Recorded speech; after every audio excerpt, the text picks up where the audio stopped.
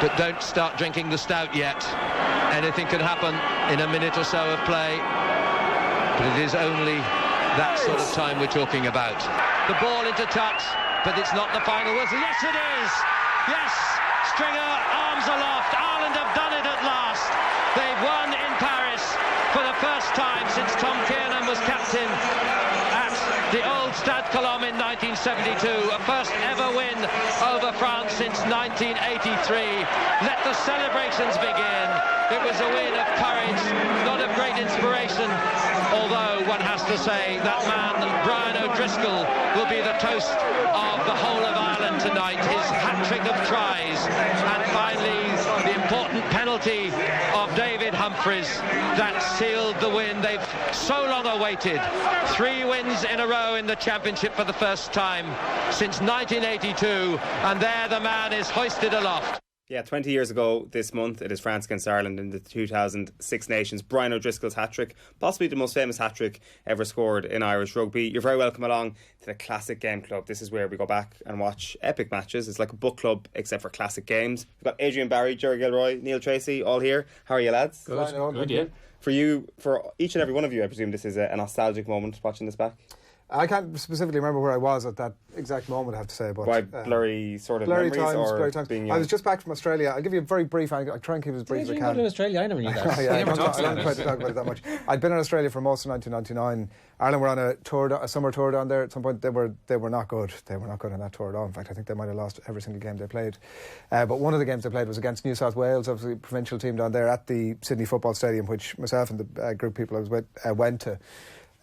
From recollection, it would have been sort of an early enough kind of a game. Anyway, obviously we were there on a year out, and needless to say, a few beers were had at the game and every other way. And Ireland were awful. And you tweeted possibly the greatest team of all time. Yeah. And whenever Twitter was in 1999. So anyway, later on that day, anybody who's been to Sydney will be familiar with Scruffy Murphy's. It's like the Coppers of Sydney, effectively. And we went down there and continued to indulge as the night wore on. The Irish team obviously got wind this was a place to go and came on over. So I, at some point or another, had lost all sort of reasonableness and sensibility and ended up in a conversation with two of the biggest and most fearsome Irish rugby players of all time, Victor Costello initially. And obviously I had a few drinks in me and proceeded to tell him how shite they were that day. And I wasn't personalising it, I was just saying, God, you were all shit today. That was it in its essence, yeah. So he, as we stood chatting, Trevor Brennan was sort of standing there with his back to him, and he went, "Trev, this lad here said you were shit today." And at that point I went, "Great to meet you, lads." I'm out of here. And I went downstairs, and there was this one I'll leave unnamed, Irish player going on. They all had their blazers on them, obviously. At that point they would go out with the blazers on them, and he had his jacket pocket of his blazer jammed. You couldn't have squeezed another cigarette in there. Wow, okay. And was enjoying himself. Probably take an educated guess to do that. Yeah, I think it was a fair idea. Where were you for this? Where were you? No recollection. No. Don't. I've no need for that stuff at all. Just watching it on TV. I presume. Like I wasn't at the game or anything. So. Right. Where were you? I only remember seeing bits and pieces of it. I vaguely remember being at my aunt's house watching some of it. Okay. And then I was getting dropped off to my friend's house and missed all the good part of the game. All right. And then when which was the last 20 minutes essentially, is that the... Oh no, like I'd say it was probably from about like end of the first half I left, and by the time I got over... When was it? It was March 2000. Match was over and I was being told, "Oh my God, Ireland won." Weekend, and I was like, "Ah, what?" It was a Sunday game as well. That kind of struck me. That like they were saying it's the first ever Sunday. It was the first Sunday international in Paris or something. Yeah, because they had Arsenal Spurs scores at the bottom, and we watched it on a BBC version on YouTube, which you can watch at home as well if you want to watch it back before watching this. And they were saying that the games were staggered that day, so in my head I was like, there must be a Sunday game. I've got no recollection of this happening, but what I do have a recollection of is the 2003 World Cup and having this weird sense of arrogance before the World Cup quarter-final, being like, France?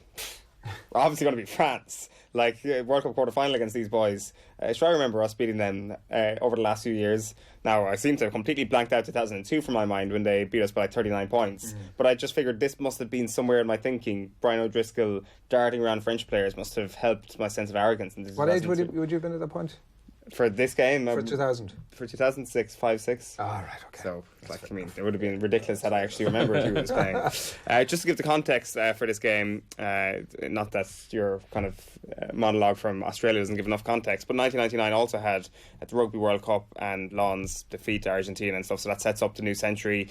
Kind of like this particular decade as well, setting us up with an air of doom and gloom, and then they started the Six Nations off terribly, actually, in 2000. If you don't remember, we were beaten 50-18 by England in Twickenham, but they'd come back with wins against Scotland and Italy, and then it's off to Paris. So as you kind of heard in the commentary there, hadn't beaten France for 17 years, hadn't won in Paris since 1972. But a new generation of players coming along. Just to go through the Ireland team that day before we get into things, the back three was Gervin Dempsey, Kevin Maggs, Dennis Hickey. The centres were Brian O'Driscoll and Rob Henderson. It was Stringer and O'Gara at half-back. The front row of Clohessy, Wood, Hayes. Second row of Galway and Mallow Kelly. Then a back row of Simon Easterby, Kieran Dawson and Anthony Foley. Like, was there... I wonder, in terms of the context of this game as well... Munster is mentioned quite a bit, and it was the Toulouse game shortly before that people were like, all right, Irish rugby is... No, Toulouse would have been shortly after. Oh, okay, right. No, it would have been Saracens. So Northampton the previous year in... No, that was later that year. Oh, right, 2000 was that's Munster's first one. So they would have got through their pool stage. It would have been a few weeks, I'd say, after the Saracens game. Okay. When O'Gara had made the last second conversion to win, and George Hook had written them off at half time as he always did, and it was like the Munster thing was just starting. So the stocks for Roger were pretty high already before this. So hang on, so Ulster had won the previous year and the English teams hadn't played in 99, is that right? Yeah. And 2000 then it looks like there's another Irish team going well. Yeah. Okay, and they reached the final. Okay. Watching this game back, it's absolute chaos.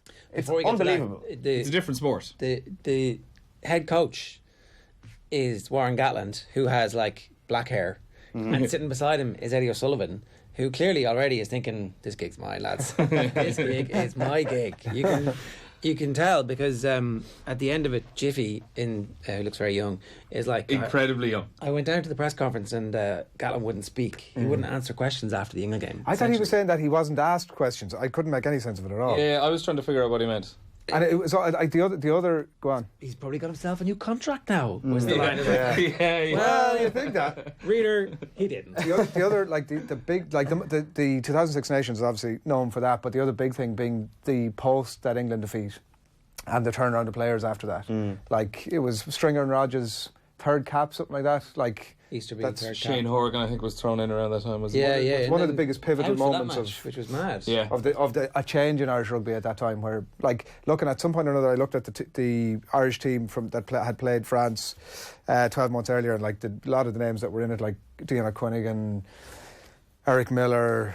At the end of a World Cup cycle, they decided those players had changed to the point where they needed new blood. What is it about that? It's very unusual, isn't it? 20 years later, it's like we're having the exact same conversation. So let's just get back to the start of this match. We will get into the Warren Gatland thing soon, because we will hear that clip from Jiffy. But I just couldn't believe what we're watching here. Like, first of all, I had this complete illusion in my head that Ireland, for some reason, won this game by more than they did. I just didn't realise the game actually went down as late as it eventually did. I didn't realise how unbelievably good France were. Like, from the start, they killed Ireland. I don't know how they weren't 14, 21 points up. The first 50 seconds, amazing. But what I did love, right at the very, very start of the video on YouTube, John Inverdale is getting the prediction from the lads, and 20 years have gone by, but the line from Jiffy was, I think France should win, but you'd never know. Yeah. Like, it's just complete France. Same story. It's the exact same story with France all over again. Yeah, but they were just off the back of a World Cup final. What did you say there about France? That they were so good that they... Liquid rugby. Yeah, I mean, look, it's fair enough. Ireland. I mean, in the entire game, they could have 3 or 4 tries that could have... Actually, I thought at some point, if TMO had been in, like that first try might have actually been given, it's definitely but you know the momentum. Yeah. Actually, sorry, one thing about this entire thing was, and obviously we were watching the BBC commentary, it would have been interesting to have seen the RT one, but the madness of the TV coverage of it. Like, they were missing everything. The wide angle was being filmed from like Berlin Main Street. Yeah. Like there was nothing you could see. It was. Is it? So obviously, Stade de France hosts the World Cup in '98, and that's its first unveiling properly. Yeah. But had it been hosting, it had obviously. It was 5 years. It was 5 years old. I'm almost certain they said that it was like Ireland's second visit, maybe, or something like that. There's It's been a not like the football camera guys international on They've it been before. around for a year or two anyway in terms Oh, of like internationals. the wide angle, you couldn't see anything. They missed a try. They missed a conversion. You got like next to no replays. The I didn't entire mind the missing the production. conversion because there's not enough replays. That was actually one of the times where they were finally shot it. And when they did get replays that worked, they were like, "We're going to show that again and again." Yeah. Keith Wood getting absolutely emptied Oh, by. Oh, it was Bleus, an unbelievable Bleus. tackle. Oh, It was just an explosion, and they were like, "We've got 15 angles on that. We're going to show you them now for the next 10 minutes." Also, as well, this is like an artifact of how detrimental global warming has been to our entire planet, because I don't remember ever seeing a Six Nations game as sunny and as warm. sun-baked as that afternoon in Paris. the try in 47 seconds. I don't know, and we'll never know because we'll never see the angles on it. But and there are different rules now. But like Never played the game. the forward momentum, the forward momentum of the pass, right? You know that I passed the ball back, but it went Yeah. forward, sort of thing. But I know it wasn't in at that time. But what I'm saying to you is, like, if you applied today's rules and today's coverage on that try, it could well have been given. And if it had, by the way, I think that, like, we'll get into pivotal moments and all that sort of stuff. Yeah, we might get into that now, Yeah. because like we can easily go through O'Driscoll's hat-trick and things like that. Has anybody gone for a moment outside of that as moment of the match? I certainly have. I deliberately did because it was Dennis like Dennis Hickey on Del Mazo. It's Yes. like one of Yeah. the most defining moments in that team and his career. It's like an astounding piece of skill. Now, absolutely correctly pointed out, which you can notice at the time, is that the referee is our best defender in that whole thing. So the hooker, for anybody who doesn't know what we're talking about, there's an amazing piece of skill from Emile Ntomac. There's a Gary Owen, which goes a bit deep from Ronan O'Gara, which goes into the French 22. And instead of like catching it and taking the mark and kicking it into touch, which is, you know, what maybe Gervin Dempsey might have done, Emile Ntomac is like, right, here we go. And the whole crowd is suddenly, Ntomac's running, something's going to happen. Size through, bit of interplay with like the fat lads who aren't supposed to be able to pass the ball. And all of a sudden, the hooker's sprinting through, and he looks over, and there's a defender to his left. He's like, "Oh, I'm going to slow down here." He's like, "Oh shit, it's the referee, not a defender. I'm going to slow down." And Dennis Hickey makes this mad run out the he came outside. from nowhere as well. Yeah. Like seriously came from When around you the, look at it, around when the Depths back. of hell, I think he came from. When you watch it on the replay, you're like, well, no, so it couldn't have been Hickey that got to him now. Who was it? Yeah. He's that far away. But what Did role himself does, a bit of damage in the process. He had to go go off. off afterwards what for role does blood O'Driscoll injury. play in that though? Well, Like, does Del Mazo still get the arm Oh, away? he still gets the dry if O'Driscoll doesn't get in there and Exactly. rips it at the last second. But I mean, for Dennis Hickey to have come around and actually made that tackle in and of itself, And that was game over. Because it was 19-7 and it was 47 minutes on the clock. They were going to hockey us. Yeah. That was like a stereotypical. It was going to be another 50-point defeat. Like that would have just broken the spirit of the Instead, team. they just get caught up looking at the referee for O'Driscoll's third try, and they get confused by what tends to What's happen. going They on? go full French at certain points after this. Instead, I think like Hickey goes off for 10 minutes and comes back. Whatever was in the magic sponge that Oh Dennis my Hickey got. yeah, because he I was was unbelievable. I was trying to think of the the unsung the other alternative man of the match, and for a large part of the match I was kind of run through a couple of names going maybe, and then Hickey comes back on after getting hands. his But head I strapped think up, it wasn't and so much, and it might have been, the unbelievable. break might have fed into it a little bit, but I think The it was offloads. also, at some point or another, Ireland realised this game was getting away from them. And what they did was, like, I couldn't believe do you know, early in the commentary, Philip Matthews kept saying, "Oh, Keep the why ball do in Ireland- hand." why do Ireland keep kicking it?" And I was like, "No, this is the right thing to do." At the rewatching, no, it's the right thing to do. Kick it in behind, like Rog had. I was counting them out, sort of 10 or 12 kicks in behind, and it was like, you know, Quinny goes on about it now, is something we should be doing much more often. But watching, I was like, no, it's the right thing to do. Put them on the back foot and go for it. Once they started getting the ball in hand and running at France, they didn't know how to cope with them. It was like, Jesus, no matter who it was, Henderson, Hickey, Hickey was so Bod, smart Rog. though that he found a mismatch and made 60 He did, yards off yeah. it. He's like, okay, I got you. Ran outside a guy and passed him in the same way that he did for the try-saving tackle. Was this peak Dennis Hickey? no, I think a few years later would have been. Well, he had hair, if that's what you mean. Is that what you're talking about? Sort of. There's a game Was against this 3 or Australia. post Waven pipe had? It would have been free. There's a game against Australia. I remember he was absolutely sensational as well. I think so. This is pre his. I'd say early, like kind of 2003-4ish. Is what I'd Well, he had probably so, put he peak Dennis Hickey had so at. many years being Yeah. an unbelievable rugby player as well. It wasn't It's like ridiculous he was a flash that of the pan. that player didn't make the next Lions tour as well, which is only a year away. And we've got the Lions centre partnership for the first test. Yeah. In playing for Ireland. Henderson was also very good, like and Excellent. much more deft than you would have given him credit for. Like his Munster He probably time. had to. He probably had to be the role of Brian O'Driscoll's straight guy. Like Since you've gone for Dennis Hickey's tackle as your moment of the match, which in fairness I did as well. I went for another one. I've got it back up as well. You go first. It wasn't so much like pivotal moment. It was just a particular moment that I just found absolutely baffling and hilarious. So 34 minutes in, Ireland were attacking in the 22. They got an overlap on the right side of the pitch, and they got it out to Kieran Dawson as the last man who dives for the line. Oh yeah. And he just had his head taken off by Fabian Bleus. Like, high tackle around the neck, just yoinked him by the head essentially, and Dawson spilled the ball as he was diving over. But the reaction was like Philip Matthews on commentary was like, "That's a great tackle by Palouse. That's an absolutely brilliant tackle." High tackles were not It was like O'Driscoll today. got It is a in with- guaranteed penalty try and yellow card. He tried to pull his head out of his socket. Yeah, essentially. they were And talking actually, about it at half time as well, talking about how great Big the Mal, tackle was. earlier in the game, also one of the French players was literally had his head in his arm and was physically trying to pull it out of his socket. Big Mal, was sensational in this game. Like, he was another candidate for alternative man of the match. Clearly, Brian O'Driscoll man of the match, 3 tries, absolutely Line as well the sensational. following year. What an amazing pass for O'Driscoll's try, which I didn't From see. Big Mal. Yeah. Oh, beautiful. It's Deft hands. Two hands, but delayed because it looks like Was he a righty or lefty as well? Because he was passing left. it looks like Keith Wood is the obvious one, and it is the obvious one. The ball's it's not quite at the line, but we're maybe 5 metres out from the line, and there's a ruck formed, and I don't know how Big Mal ends up with the ball, but he does anyway. And he looks up and fixes the defenders, and then skips Keith Wood straight to Brian O'Driscoll, who's like straight through. Thanks very much. And that's why I have not gone for Dennis Hickey as my alternative man of the match. But we'll come back to that in a moment, just because we need to just clarify that Fabian Palouse on Keith Wood right before half time is actually up there as one of the moments of the match. Like, that is, I mean, you talk about moments. It was an unbelievable tackle.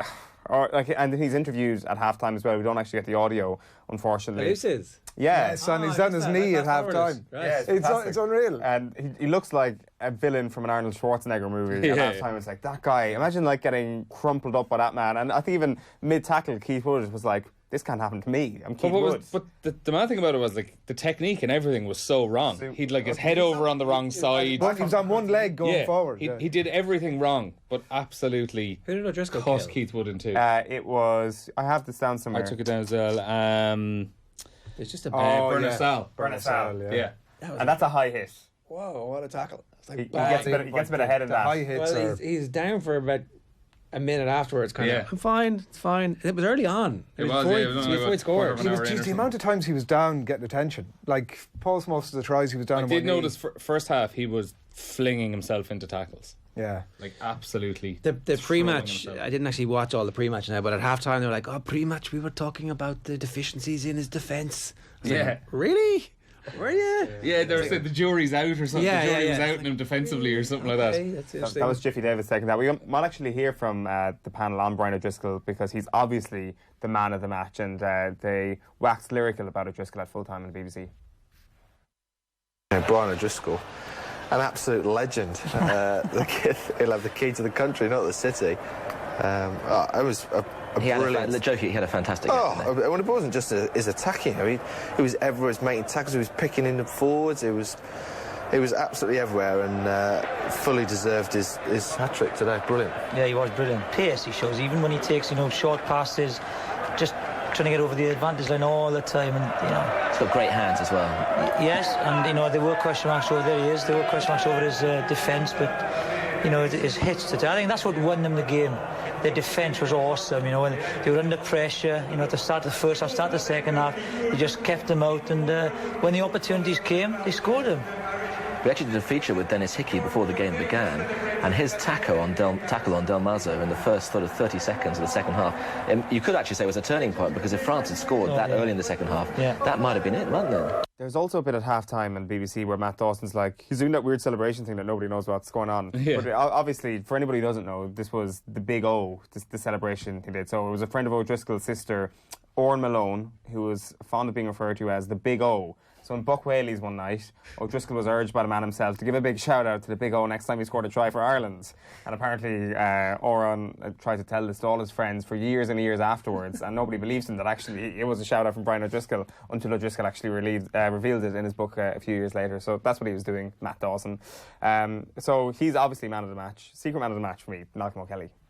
Before we do that, can I just say, the lads in the studio, like, what was going on? The whole thing was so weird. It was like, do you know, they clearly hadn't, but it was like as if they were having a couple of beers under the table. John Inverdale was wearing his ma's blouse. Like, the whole thing was so weird. It was like this little in-joke that wasn't really that funny. It was like they were... Kevin Cabana might say if they were chocolate, they'd eat themselves. It was... What I loved as well on the BBC set, they had behind Inverdale the shot of like all the people working in the background.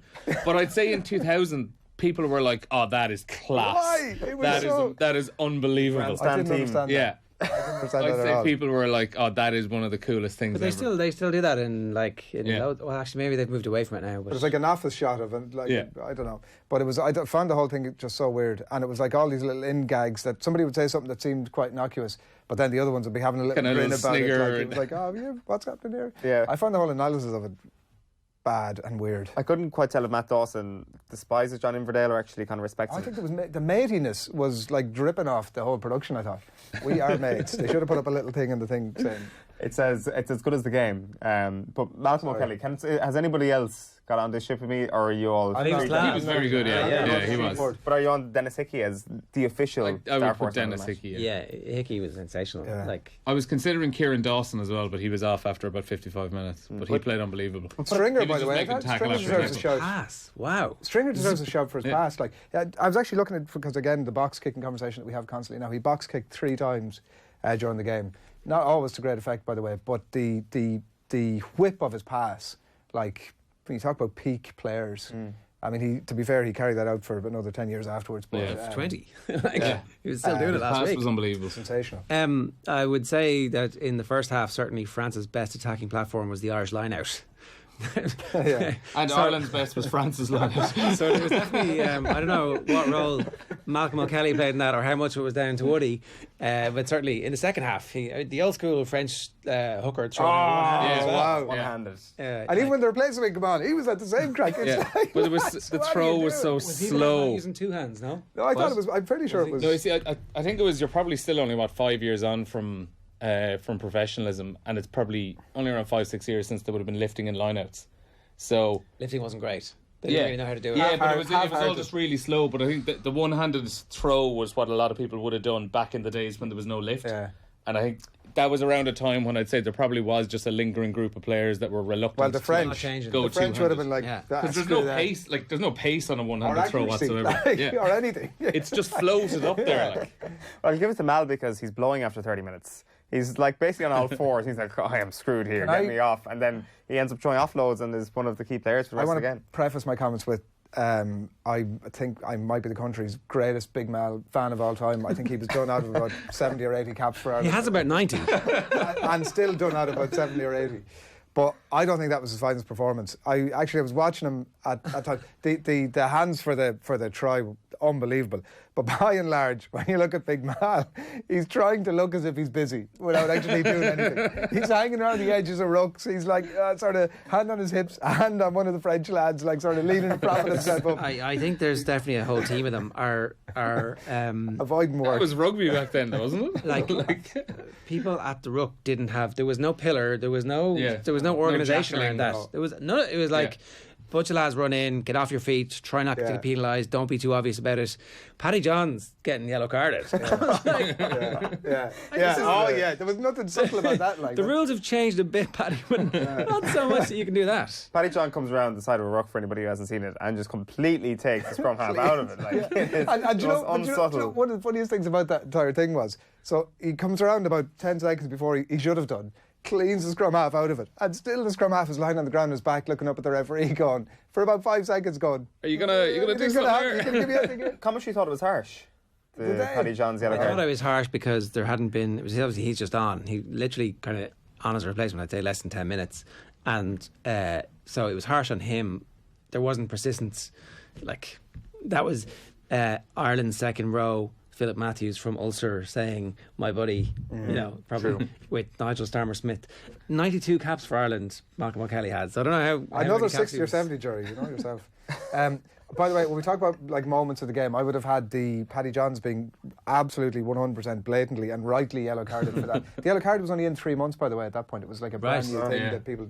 But I think, for me, it's 10 minutes, but a moment of the game was, it was 3-3 the scoreline when he was off the pitch was 3-3. Like in a game as chaotic as that, where like it wasn't as if like the game plan A, B, C, D, and E was bash them up the middle, suck in a few players, and then go for it. Like there wasn't this like 7 or 8 phases to sweep them across the pitch and then dummy them over this way and swing back the other way. Like in a game that was so chaotic, a player being off the pitch you would have thought was actually tantamount to 21 points for the other side. Except they couldn't organise enough. That was 3-3 when he was off the pitch, I thought was actually... Just mentioned the 3-3 bit, like one thing, I think we've done David Humphreys a bit of an injustice by not mentioning the fact that he actually had to make a pretty difficult penalty to win the match in the final couple of minutes. Like, you know, the try gets Ireland back to within, 1 or 2. Well, level scores according to Nigel Smith. By the way, were they at the game? They weren't at the game. I don't know. Because there was a few times I noticed they were talking about something. There was like a substitute happening and they'd called a substitution, but it was actually just a player walking over to a ruck. No, I think I think they were at the game, I'm almost certain they called the try that the camera missed. Yeah. Okay, fair enough. So I think they probably would have been. And they were I'm almost certain well. they got that. When you're watching the replay, you know a try's been And you scored. missed the conversion was the other one as well. The one they missed is Brian O'Driscoll's third, when Emil Ntamack just stops running because the teammates are all looking at the ref. I think Emil Ntamack knows that O'Driscoll's like that's the thing that separated him from other players of his ability, were like acceleration in a tiny space. Yeah, true, I guess. And angle and lines of running and footwork. Like all of that was on display. I still felt Ntamack should have dived for him at the very least. French fullbacks don't dive for players. Come on. This was laid bare on this particular Sunday afternoon. Is there something you wanted to say there before we get into the scrums? Oh yeah, the scrums are amazing. They're so violent, and it's just the gap between the two before it's like about 1.5 meter gap, and then the referee just jumps out of the way. Each other. Yeah, and they go at it straight away. Yeah, and like, do you know those there's footage from 1970s crowd scenes at football matches where a goal is scored, everybody surges one way and they surge back. It's sensational and so violent. And like, how did you ever referee any of that stuff? And a lottery. Really. And by the way, well, I think at times looking at that game, like I wouldn't know the first thing about the scrum, and feel free to come in here now on this, but like you would look at scrums and you would go, well, France have murdered us there, and the referee would go penalty Ireland, and even you could see some of the Irish like Hayes and Woody going, yeah, shut up, lads. I can't believe that's just happened, but like, of course it was. They were so chaotic back then, like it's impossible. Like it actually was really lottery, difficult to even read it. Nowadays you can kind of, there wasn't that many of them either. There's such a methodical setup. You can kind of see a few things. No subs. Like no front row sub everybody getting in and getting off. Did they, Subs back then was like if someone was injured. Even 2009, I remember when we did it was the Ireland Wales game. I think both teams had their starting props on the pitch at the end at full time. That was 2009. The idea of the finishers was like that's only like embryonic. Something the last 10 years or so. Let's get into some of the trends that we've seen. Like I've got a list of most jarring here, which comes after trends, and that list is 10 times as long as this trending. My most jarring and trending are kind of the same kind of thing. But then let's just throw them all in together. Yeah. For me, trending, the refs' jerseys class. And I think that the jerseys in general. Yeah, the collars. They were cat. The jerseys were cat. They were baggy. They must have weighed about a ton, by the way. I'd say baggy and shoulder pads. Heavy. But the collars were cool. They eventually did away with them a few years later when it was like, was it in the Heineken Cup, one of those where there was like players were like, there was a lot of players dragging on to lads as they were going towards the line and like being able to hold them down by the jersey. Do you remember then Wales went like were basically wearing paper at some point? Yeah. To the point where the jerseys, which they probably loved. I remember on the jerseys, like there was one point in the second half where Ireland had a scrum and you could see Peter Clossy getting his bind on Keith Wood, and normally like you just grab a bit of jersey because they're tight now, like you're grabbing any bit of jersey you can. Clossy had his arm and like wrapped it. He had done this kind of loop around Wood's jersey so that there was like, if he was to lose his bind, it was because his wrist was going to break. Like. But it was England that came along and changed it all, wasn't it?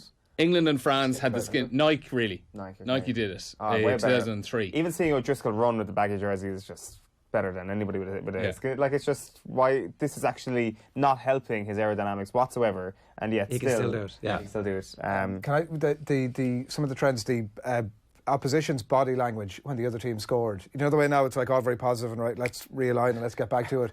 Drudging in under the slumps. It was like, oh shit. Like lying on the ground, like it was like picked up by that. Mick Galway's shorts definitely deserve a tip of the cap. I missed this, but like I'd forgotten about it, but it wasn't just from that game, just in general. He used to wear shorts up around his nipples. He was a Simon Cowell of rugby. No discipline I had was another one. Like there was just Ireland gave away like 6 penalties in the first quarter of an hour. It was just like any time France Free for got all. 2 or 3 phases They to were get right a to penalty. though. They were They all were hanging on. They were like Yeah. that definitely helped. Yeah. Rogers' kicking not great off the tee. No. Off The the fact, sand. the fact that a tee existed for some kicks and a sand for the other. Yeah, the sand was Restarts. back then. It was the kick-off at the start of the first and second half was always done off the ground, and restarts after scores were Right. drop kicks. But I think in like early to a couple of years after that, I'd say they just made every kick-off as a drop kick.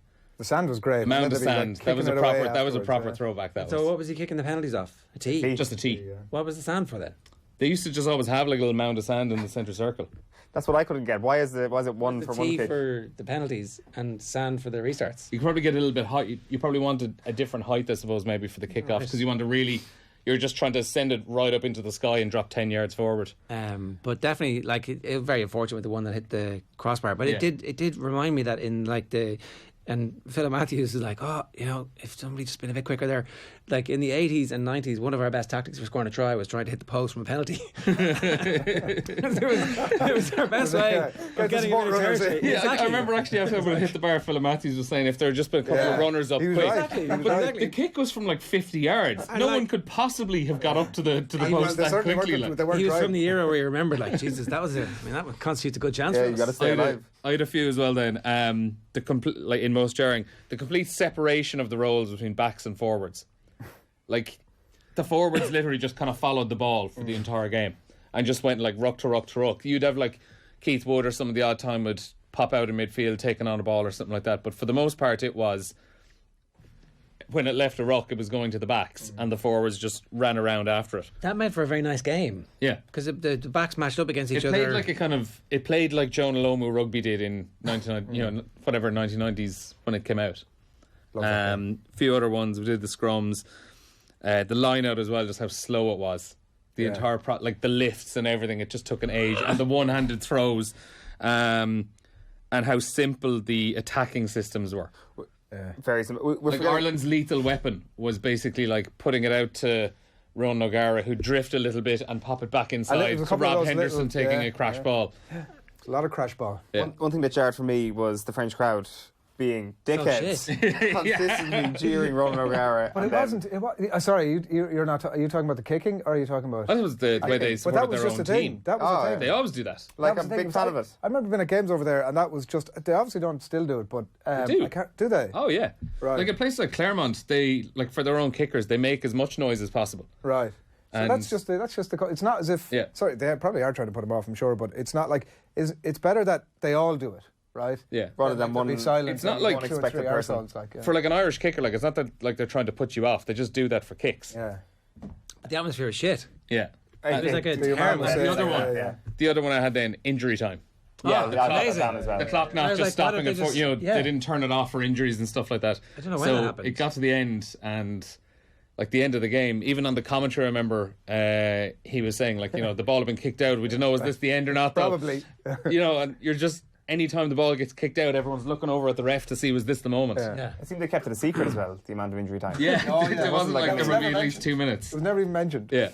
One thing that jumped out for me was and I looked it up on the stats on the website afterwards. I don't know if this is quite right or not, but there was no pounding of the opposition line from either team at any point.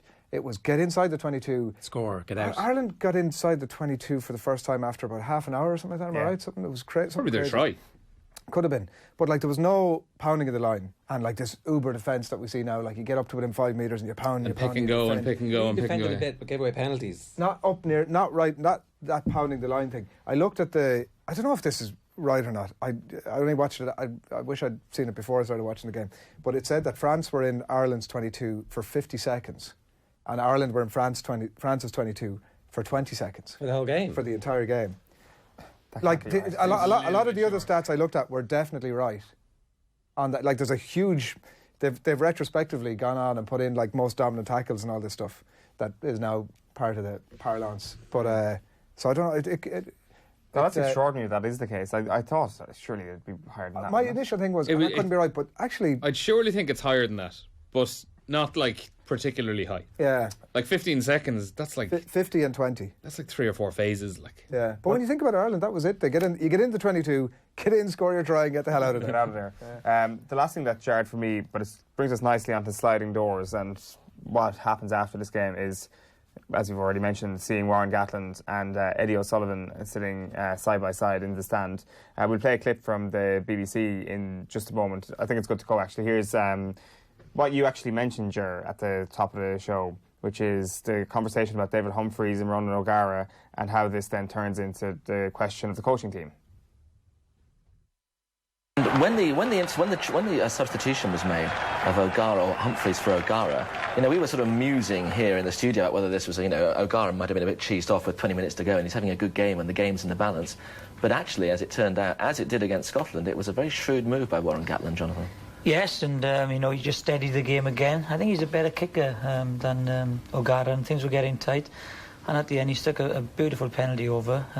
His kicking out the hand is longer, so they wanted to keep the French in their own half. But it'll be an interesting position now for Warren Gatland. After the England defeat, I went to the press conference, and he was terrible there. They didn't actually speak to Warren, the Irish press. Now, is he going to get another contract? It's amazing how rugby turns around. Yeah. Amazing how rugby turns around. And he went on to get another contract and a successful Ireland career for another 12 years. Beautiful relationship. Remember all those Grand Slams? What does happen next? So he gets another contract for 2 more years? Something. He did. What did he last? 12 months after that? It was like end of 2001 when he was let go. So he mightn't even have got another contract at that stage. I don't know. Depends obviously when that contract that he was on at that present time was running out. That was just Jonathan. It was just something to say. Jonathan Davies, just something. To say, like was David Humphreys a better kicker than Ronan O'Gara at that point? At that point, he probably was. So, but bear in mind that the previous year he'd missed a sitter to win the game against France. Horror, and that's when you were talking earlier on about the quality of that kick at the end and the difficulty of it. He had missed an absolute sitter on 81 minutes in '99 to beat France, and it had a stinker all day long. I was at that game, and it was like, you're joking me. Basically from the 22. And it just shanks right. Like, what? How did that happen?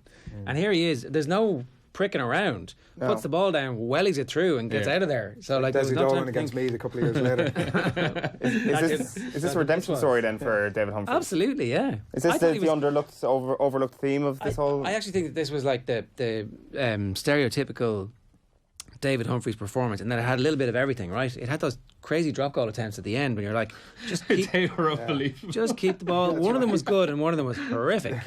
It had the amazing penalty, but the back line looked brilliant every time he got the ball. His passing was like, he was really aggressive bringing the ball to the line and offered a completely different player to that Ronan O'Gara. And in fairness, Ronan O'Gara was never that player either. Like, O'Gara becomes one of the great tactical minds of World Rugby over the next 4 or 5 seasons. But at that stage, like, they were the perfect balance to each other, I think.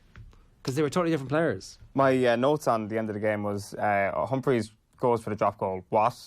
Question mark, exclamation mark. Another drop goal attempt from Humphreys, again, what? And then Humphreys tries a really risky pass and gives the ball away, and they'll just get into block caps here at this point. What is he thinking in these moments?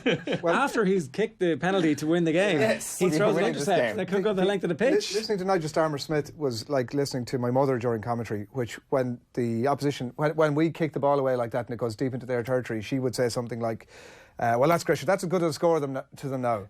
Yes. No, it's not. It's like, it's really not. It's not on the board. What would have happened had Ireland actually tried to play possession rugby at that point? Would are you talking about would have coughed up penalty? They probably would have scored a try. They did get it close to a try at some point near the end, but gave away a penalty, if I'm right, out to the move out to the right hand side. I vaguely recall that. I think that any time Ireland showed. To be fair, I caveat this with the amount of handling. There was something like 40 handling errors between the two of them that day, which is unheard of now. Like, you could through a whole season now and you wouldn't get that sort of a number. So I'd caveat with that, but definitely at any point that Ireland got ball in hand, like if you're the coaching ticket looking at that as well, I don't know why you wouldn't at some point have watched it and gone, we're good at this. I'm seeing a trend here now. We kick the ball, they're hammering the shit out of us, running back at us, whereas when we have it, we cut right through them. I mean, you know, when you talk about how pivotal a day it was, or when you talk about sort of where Irish rugby went from that Like, it might have been days like that. I kind of feel that the pivotal moment was post, I mentioned a bit earlier on, but post the England game, and when all those changes came in, I thought that was, it's hard to get past that as one of the most pivotal moments in the history of Irish rugby, actually. So this is less of a sliding doors moment. I think so. But is Gatlin the coach in '99? So Gatlin's the coach in '98. Is that's when he gets the gig? 97, was it? 97, 98? Ashton is 97, I think. Is he? Is he? I think it was 98. And then, so yeah, Gatlin, 98 to 2001 is Gatland. Yeah, so you're kind of dead man walking after a World Cup like that, where an underdog as horrible as Argentina beat us. Now it's like, Argentina, they're kind of better than us, especially in World Cups. And probably he needed to go away and learn his trade away from international rugby with Wasps to become the great coach that he became. It's unlikely that you could have done that in the role as Ireland coach. And like, Eddie O'Sullivan was a good coach, not a great coach. But that team was that's the start of our best team. And that's the start of our most competitive team. And that's the team that should have won a World Cup quarter-final. One thing I couldn't believe on it as well is not so much it was like, first win in Paris since 70 whatever. It was the first time Ireland won 3 games in a row in the tournament since 1982. Yeah. 3 games in a row. Insane, yeah. Like, we should 18 years. Yeah, we should remember how crap we were. Yeah, exactly. I think a lot of people kind of forget how crap Ireland were at rugby for a long time. Being a ball bouncing back off a post. Yeah. Like we have scored that way in international rugby. I'm like, yeah, geez, we should try this a bit more. So that's why I've gone as my sliding doors moment as the moment when we got a bit of a pep in our step. When we started to look around at each other and say, we're actually okay at this. I think there's some merit in that. Because it was the cliche that we were a 60 or 70 minute team. It was a cliche because it was 100% true. And I was interested actually with that in mind looking at that game last night, just looking back at it about how we fared. Like there was a point about 25 minutes to go in the game where we were 9 or 10 or 11 points down or something. And I was actually thinking, you could have gone away for a pint at that stage. Happily in the notion, or gone off to your aunties. Gone off to my friend's happily house. in the notion. That was done. Yeah. And actually that was the moment where, maybe we're underselling that. Well, no, I would say like that's, like, I definitely remember around that time, that was like that was being talked about in the schoolyard the following day, and people were mad about rugby all of a sudden just because of that. Yeah. Now, obviously, it was around the time as well where you had Munster going on their run a couple of months later, getting the Heineken Cup final. On terrestrial TV as well, I think. Yeah, and all of that was just starting to kick off. So I think it probably was. It was the first big moment in what ended up being a few years of big moments before Ireland kind of became a consistent team and were challenging for things. I think the key thing is that in Keith Wood you had somebody who understood the professionalism that the England players who were going to win the World Cup 2003 were all heavily invested in, because he was playing against them all the time, and that was the season he'd actually come back to Munster, wasn't it? Munster. So he came back to Munster, and in a short period of time he's with Stringer and O'Gara as they're breaking into the team, and with Foley, who's his best mate, that culture obviously comes from there. But you've got a golden generation of players coming through at the same time. You have Brian O'Driscoll who can do that, and that's, I think, the most important thing here. It's not that, like, everything else comes from the fact that we suddenly have really good players who are confident at the same time, and there's competition for places.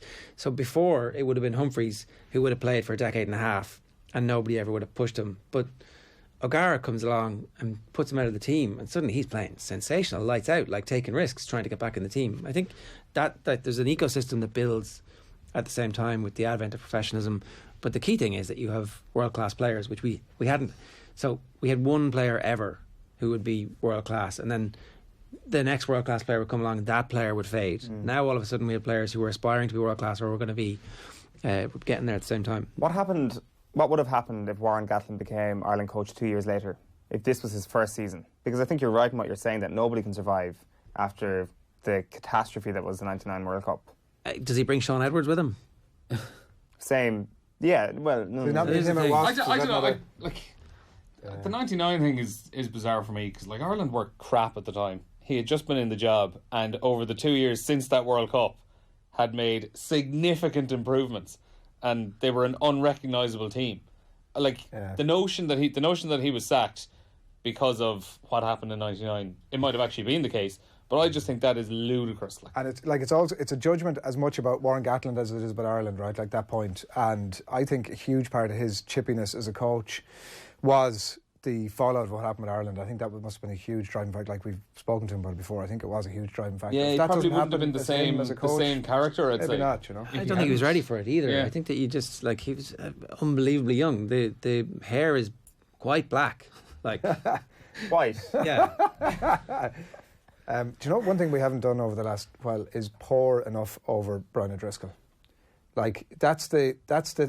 It was ridiculous. The purpose of this obviously is to dig deeper beyond. That was the main story, and sort of people take it as a given. But bloody hell, like I definitely felt at one point in terms of that thing that we've spoken about with sort of taking on that French line and trying to keep ball in hand. I thought that other players were looking at him doing it and going, I can try this. I could give it a go. Yeah. Like Henderson was at it, Hickey we mentioned, Dempsey did it a little bit, some of the forwards were at it. Like I definitely felt that there was a bit of a trickle effect from him doing it, and by the way, like probably maybe Hickey might have been as good but few better at it than him to try and get through that gap. But he was unbelievable.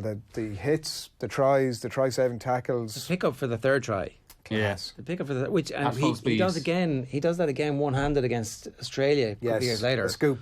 Yeah, Yeah. it's like that. The ball skills, as Matt Dawson referred to it, they are off the charts. It's absolutely sensational. Is this over or underrated? This is our final subject, our final award. I think tonight. it's actually rated just about right. Okay. Because like it is rated enormously. I think Brian Have you gone back and O'Driscoll's- watched it before this, so, except for homework for this?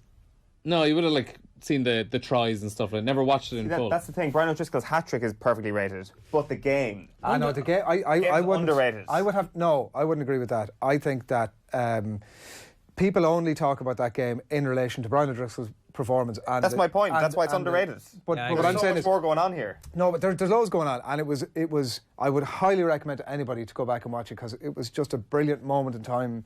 And such a pivotal moment in Irish rugby to go back and watch it. But like the number of mistakes, how shambolic it was, the lack of tactics. Don't care. Oh, It was largely a perfect product of its time. Gorgeous shambles. Exactly. So Yeah, as a that's game, totally I don't underrated. think you could. That's it. I don't think it's under. I don't. You're going overrated. You're going correct rated. as a You're going. game, as a game. Gorgeous is over. It's a gorgeous shambles. Yeah, which is My favourite thing. So the criteria for this would be: would you sit down and watch it? And if you knew that every game you were going to sit down and watch was that good, would you watch it? 100%. I would actually pick watching that game over a lot of like new games that you're like, I don't know what's going to happen here. It's better than the vast majority of games of the Absolutely. last 15 years. It's like it's sun-bleached moments of history. The chaos of the scrums is amazing. I So think out of 10 as a game, Neil. I was surprised. I was surprised at how much I enjoyed this. Out of 10 as a Give game. me a rating out Tough of 10. question. What, like, Could be an God, 8 that's a tough or a question. 9. For entertainment factor. As a 8 or 9 is a big difference, is what I'm hearing in my ear. Gonna need an answer, Neil. I'll give it a 9, sure. Give it a I'll 9. give it a 9. Yeah, I'd give it a 9. What, are we rating the game now? Yeah. Classic game club, not classic Brian O'Driscoll club. As a game, it was a beautiful moment in time. Great historically. Just to the look at, game some itself. brilliant moments, Take but you away the couldn't- occasion and everything. I'd be No, stretching it's all it. part of the game. I Okay, couldn't yeah, give it that's any more fine, than yeah, 7 yeah, out of yeah. 10. Because I if couldn't it give was it just any the more. I'll go actual for a 10. gameplay, I was going listen. 7. I think with the intrigue that the coaching intrigue that we know is about to come, like Donald Lenihan is there watching what's happening. Was it after this game? Was it after one of these games that Eddie turns to him the dressing room. in the dressing room and goes, "Geez, that's him now." Was that? No, it must have been. Must be in England Apparently. or. Well, It was apparently this one, I think. couldn't have been the next year because No. Well, the next year is foot and mouth year, right? 2001. Yeah. Oh, yeah. And But when do they we play beat France at home that year as well, isn't it? So we did beat France after. Yeah. So maybe it was after that game. I think it might have been the. There was an All Blacks game in there as well. I think it might have been 2000. Right, so like think about there's like all this political intrigue happening. It's the birth of a modern superstar, our best ever player, and like who the Brits were like, "Oh, not sure about his defence." Like, well, screw you, lads. You would kill for a second. Screw you, Jiffy Davis. And Matt Dawson and their Mateys. smugness. And one last comment as well. Kevin Maggs on the wing. Oh man, That was like, Absolutely, yeah. the most conservative selection of all time. And, like he didn't do that much. yeah. I barely noticed he was playing. Like, Sure, he probably didn't know what he was doing himself. To be fair, it's unbelievable centre, but not having him really as a winger. Any Anyway, last thoughts before we wrap? Watch the game. It's definitely amazing. watch. Yeah, Yeah. just watch it. This is the Classic Game Club. We'd love to hear your suggestions. If you've Have got you given any 10 to classic- any other games? this is the first time he's rated. It's the first time we've anything, rated it anything. Ah, okay. Well, Yeah. would you have given 10 to any other games? Oh, Kerry Dublin 2013 comes close. That'd be up there. Did you do that? We did. We've already done that. But Alright. I think that might have didn't been give an it 8 or away 9. This, I think it's just a level of surprise. We did Ireland-Wales, that would have been nowhere near it. It's the moment. That was actually a bad game. Yeah, it was poor. The moment I can get behind as a 10 out of 10, but if we're just saying as a game, Oh, stop being pedantic. I couldn't say it. Let yourself go, as Hector would say. I think the enjoyment factor is the most important thing here. Like, because you're going to sit down and watch 115 minutes of coverage, including the games. I want to do the Tyrone Kerry games. Yeah, with you, we'll do that. The trilogy, just to like pick at the scab. I'm not sure if I can do that. They'd all be like a 2 or 3 out of 10, all terrible games. Not good for this particular slot, I think. Are there other rugby games that's good? Because so the 2009 game, I've got no. I don't feel like. To be honest, what I would be more curious to do now is actually go back and watch a few more games from around that era. Yeah, to just kind of see. To get an even better idea of what they were like. Because really all I remember from those games are individual tries and moments. 02 to 03, we are absolutely sensational before the World Cup happens. We're playing some of the best rugby that we've ever played. To be honest, even at the World Cup. We got absolutely hockeyed by France. Got hockeyed by France, but I always look back and go, like, that was an unbelievable French team. Was it the 07 World Cup? 07 we were... Sensational. Like, sensational. And Hickey's at his best. Yeah. And flopped in. Should you watch some of those games? Yeah, we'll do that next. Any suggestions as well at home? Tweet us at Off the Ball. We'll get around to all of them. Watch the 2007 World Cup, please.